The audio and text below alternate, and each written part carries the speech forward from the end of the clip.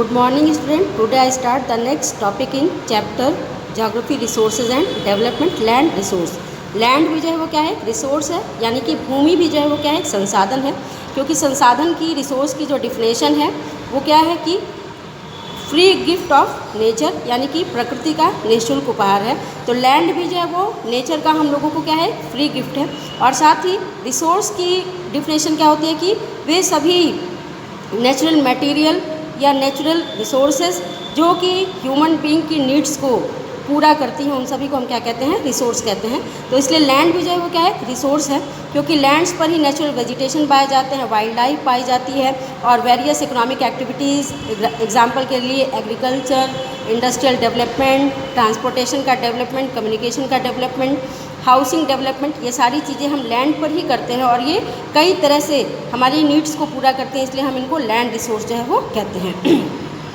Land is very important natural resources as it supports natural vegetation, wildlife, human life, various economic activities, transport and the communication system etc. ठीक, तो land जो है वो क्या है, human being के लिए एक बहुत ही इम्पॉर्टेंट नेचुरल रिसोर्स है, बिकॉज ये नेचुरल वेजिटेशन को क्या करती है, सपोर्ट करती है, क्योंकि बिना लैंड के नेचुरल वेजिटेशन जो है वो नहीं पाया जा सकता और इसलिए नेचुरल वेजिटेशन का एग्जिस्टेंस जो है वो लैंड रिसोर्स की वजह से ही है।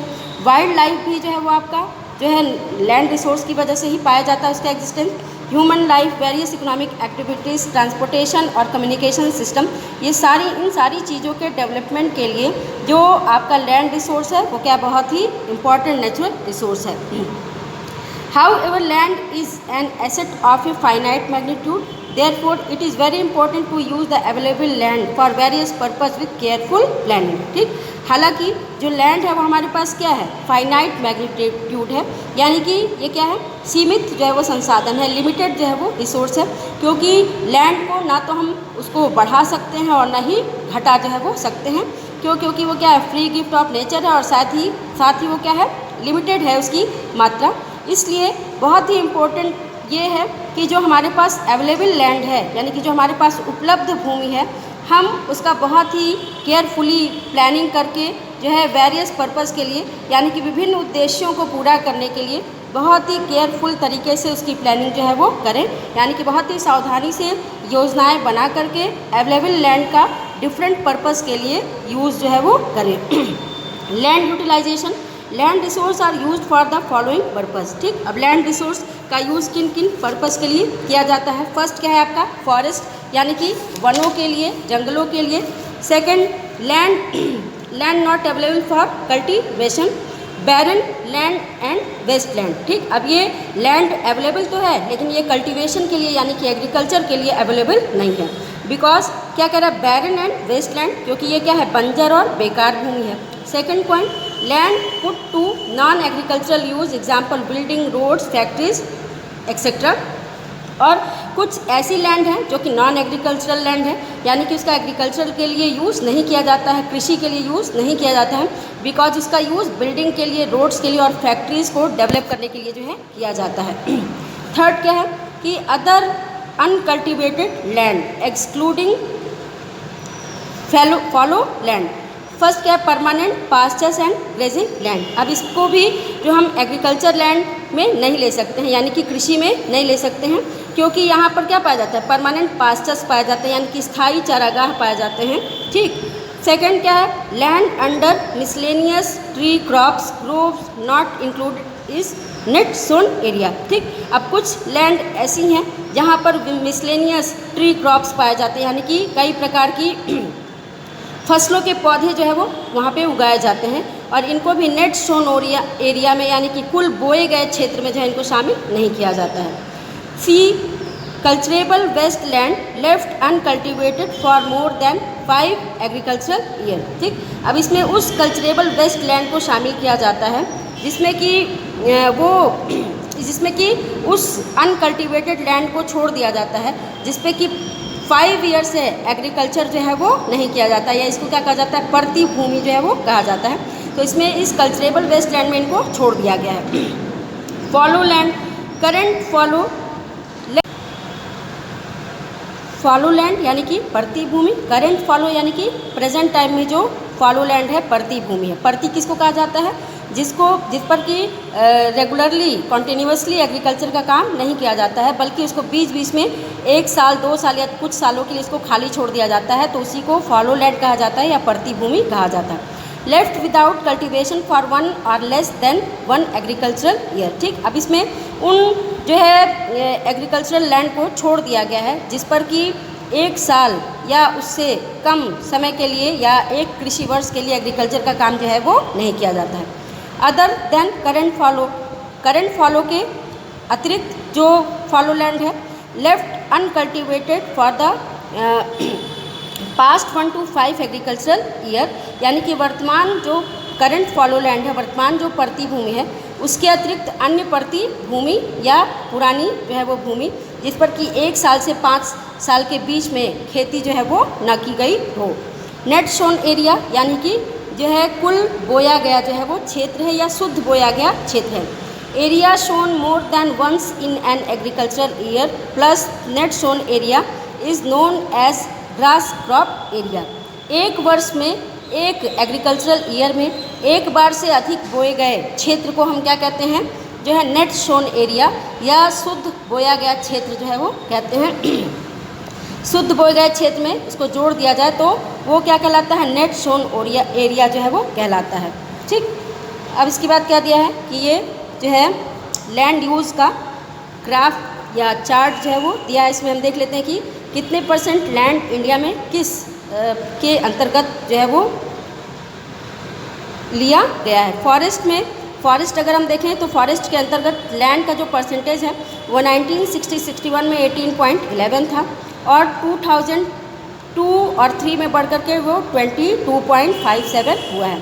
Area under non agricultural use, यानी कि एग्रीकल्चर के लिए इसका यूज़ नहीं किया जाता है, बस कि बिल्डिंग के लिए, रोड्स के लिए, ट्रांसपोर्टेशन वगैरह के लिए 4.96 1960-61 में था, जो कि आपके 2002-3 में बढ़कर के 7.92 हो गया है।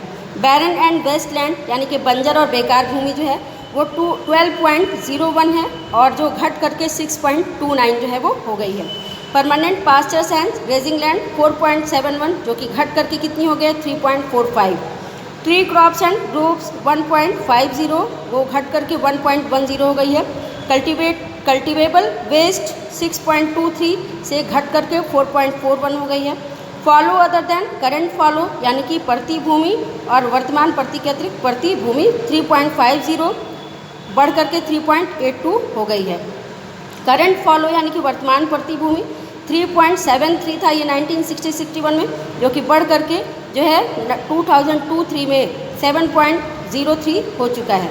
नेट सोन एरिया जो 1960-61 में 45.26 था वो घट करके 2002-3 में 43.41 जो है वो हो गया है। यानी कि इस तरह से हम देखते हैं कि हमारा जो नेट सोन एरिया है वो पहले की तुलना में क्या हो गया है? कम हो गया है, बिकॉज पॉपुलेशन हमारी क्या हो रही है? लगातार बढ़ रही है और बढ़ती हुई पॉपुलेशन के लिए हाउसेस, कंस्ट्रक्शंस वगैरह जो है वो क्या है? इसेंशियल है और इसलिए जो हमारा कल्टिवेटेड लैंड है उसको हम अदर पर्पज़ भी यूज़ कर रहे हैं। Total geographical area of India is 3.28 million square kilometre. In India land use data is available for only 93%। Total geographical area of India is 3.28 million square kilometre. तो भारत का जो टोटल जोग्राफिकल एरिया है यानी कि कुल जो भौगोलिक क्षेत्र है वो 3.28 मिलियन यानी कि 32,87,263 32,87,263 स्क्वायर किलोमीटर है।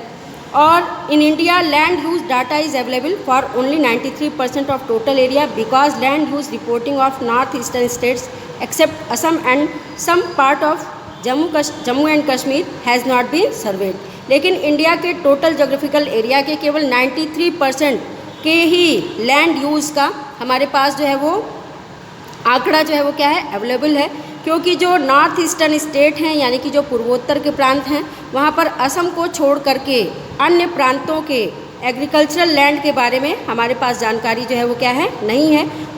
और जम्मू कश्मीर में जो पाक ऑक्यूपाइड कश्मीर है और चीन के द्वारा जो कश्मीर के जिस हिस्से पर जो है कब्जा किया गया है, उसके बारे में भी जो है वो सर्वे नहीं हो पाया है, और इसलिए इंडिया के केवल 93% लैंड यूज़ का ही हमारे पास डाटा जो है वो क्या है अवेलेबल है।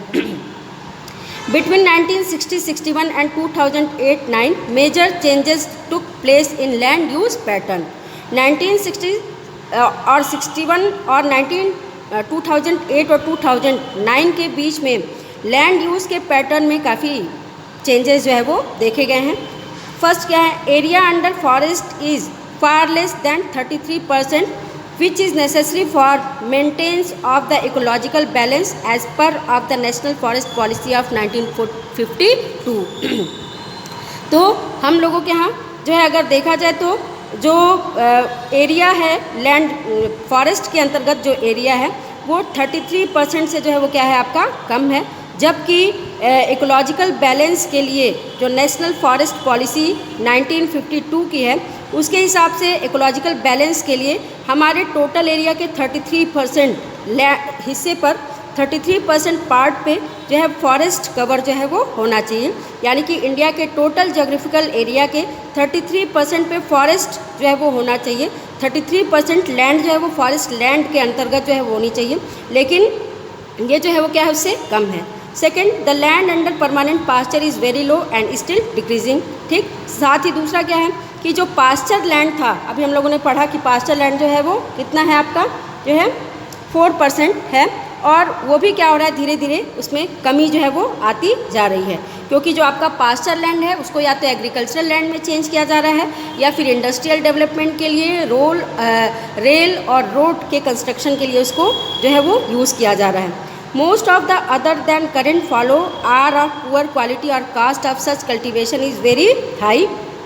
और करेंट फॉलो के अतिरिक्त यानी कि जो वर्तमान भूमि के अतिरिक्त बहुत सी हमारी ऐसी कहा जाए कि लैंड है जिसकी क्वालिटी जो है वो क्या है बहुत ही पुअर है, यानी कि उस मिट्टी की जो फर्टिलिटी है वो क्या है बहुत ही कम है, और इसलिए वहाँ पर कल्टीवेशन का काम करना यानी कि एग्रीकल्चर का काम करना वो जो है वो क्या है काफ़ी जो है वो क्या है कॉस्टली है, यानी कि काफ़ी महंगा जो है वो है।